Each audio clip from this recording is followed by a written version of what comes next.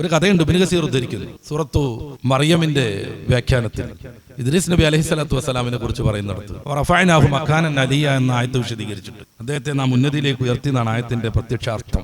ഇദ്രീസ് നബി അലൈഹി സ്വലാത്തു വസ്സലാമിന് ഒരു കൂട്ടുകാരൻ മലക്കുണ്ടായിരുന്നു അത്രേ. ഇടക്കിടക്ക് സന്ദർശിക്കും, അവർ ദീനി കാര്യങ്ങളൊക്കെ ചർച്ച ചെയ്യും. ആ മലക്കിനോട് ഒരു ദിവസം ഇദ്രീസ് നബി അലൈഹി സ്വലാത്തു വസ്സലാം ചോദിക്കുകയാണ്, ഞാൻ എവിടെ വെച്ച് എന്നാ മരിക്കാന്ന് താങ്കൾക്ക് അറിയുമെന്ന്. മഹാനുഭാവൻ പറഞ്ഞു, എനിക്കറിയില്ല, വേണേൽ മലക്കുൽ മൗത്ത് ഇസ്രായേലിനെ നമുക്കൊന്ന് കണ്ടു നോക്കാം. അദ്ദേഹത്തിന്റെ കയ്യിലുണ്ടാവും ഓരോരുത്തരും എവിടെ വെച്ച് എന്ന് മരിക്കണം എന്നുള്ള ലിസ്റ്റ്. നമുക്കൊന്ന് ചോദിക്കാം, നിങ്ങൾ അള്ളാഹുവിന്റെ പ്രവാചകനാണല്ലോ, അതിനെന്ത് വേണം?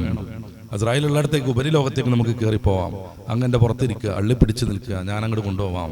അങ്ങനെ പോയി 4-ാം ആകാശത്തെത്തി അവർ. ആ സമയത്ത് 4-ാം ആകാശത്തുണ്ട് ഇസ്രായേലിന്റെ സാന്നിധ്യം. അമൽക്ക് അവിടെ ഇറങ്ങി ഇസ്രായേലിനെ ആളെ പരിചയപ്പെടുത്തി കൊടുത്തു. ഇത് പ്രവാചകൻ ഇദ്രീസ് അലൈഹി സ്വലാമാണ്. അദ്ദേഹത്തിനോട് ഡൗട്ട്, എവിടെ വെച്ച് എന്ന് മരിക്കും എന്നുള്ളത്. ആ കാര്യം അന്വേഷിക്കാൻ താങ്കളാണല്ലോ യോഗ്യൻ, അതിന് കയറി വന്നതാ, അതിന് കൂട്ടിക്കൊണ്ടുവന്നതാണ് ഞാൻ. ഇസ്രായേലിനൊരു പുഞ്ചിരി വിടർന്ന് കാണണം, അദ്ദേഹത്തിന്റെ മനസ്സിൽ പുതിയ ഭാഷയിലൊക്കെ പറഞ്ഞാൽ ലഡു പൊട്ടി കാണണം. കാര്യം മൂപ്പര് വിശദീകരിച്ചു കൊടുത്തു. ഇദ്രീസ് എന്ന് പറയുന്ന ഒരു പ്രവാചകനുണ്ടെന്നും അദ്ദേഹത്തെ ഇന്നത്തെ ദിവസം 4-ാം ആകാശത്ത് വെച്ച് റൂഹ് പിടിക്കണം എന്ന് റബ്ബിന്റെ കൽപ്പന ഉണ്ട്. ഇതെങ്ങനെ നടപ്പിലാക്കാൻ നിർത്തിയിട്ടാണ് ഞാനിങ്ങനെ വിഷമിച്ചു നിൽക്കുന്നത്. വിഷമിച്ചു എന്നൊക്കെ നമ്മുടെ ഭാഷയാണ്. ഇവിടെ എത്തണല്ലോ ഇപ്പൊ മൂപ്പര്, എങ്ങനെ ഇപ്പൊ ഇവിടെ കൊണ്ടുവന്ന് റൂഹ് പിടിക്കാന്നുള്ള ആ ഒരു ചിന്തയിലാണ് ഞാനുള്ളത്. ഇതേ വന്നിരിക്കണ മുമ്പ് തന്നെ എന്നാ തുടങ്ങല്ല കർമ്മം. 4-ാം ആകാശത്ത് വെച്ച് റൂഹ് പിടിക്കണമെന്ന് അള്ളാഹു തീരുമാനിച്ച ഇദ്രീസ് അലൈഹി സ്വലാത്തു വസ്സലാം ഈ റൂഹ് എന്ന് എവിടെ നിന്ന് പിടിക്കുന്നുള്ള കൗതുകാന്വേഷണവുമായിട്ട് എത്തിച്ചേരാ 4-ാം ആകാശത്തിലേക്ക്. ഇസ്രായേൽ കാത്തിരിക്കുകയാണ്. വലൗ കുൻതും ഫീ ബുറൂജിൻ മുശയ്യദ എന്ന് ഖുർആന്റെ ഭാഷ.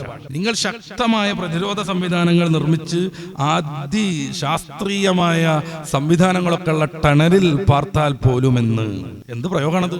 ലബറസല്ലദീ കുതിബ അലൈഹിമുൽ ഖത്ലു ഇലാ മളാജിഇഹിം എന്ന് മറ്റൊരു പ്രയോഗം. മനുഷ്യൻ പുറപ്പെടും. എങ്ങോട്ട്? എവിടെ വെച്ചാണോ അവന്റെ മരണം കണക്കാക്കിയത് അങ്ങോട്ടേക്ക് മനുഷ്യൻ ഇറങ്ങി സഞ്ചരിക്കും, അവിടെ എത്തിച്ചേരും. ഇതിനു മുന്നേ മനുഷ്യൻ ആരാണ് എന്ന ബോധത്തിലേക്ക് ഉയരുന്നതാണ് മതം പറയുന്ന വിജയത്തിന്റെ മാനദണ്ഡം.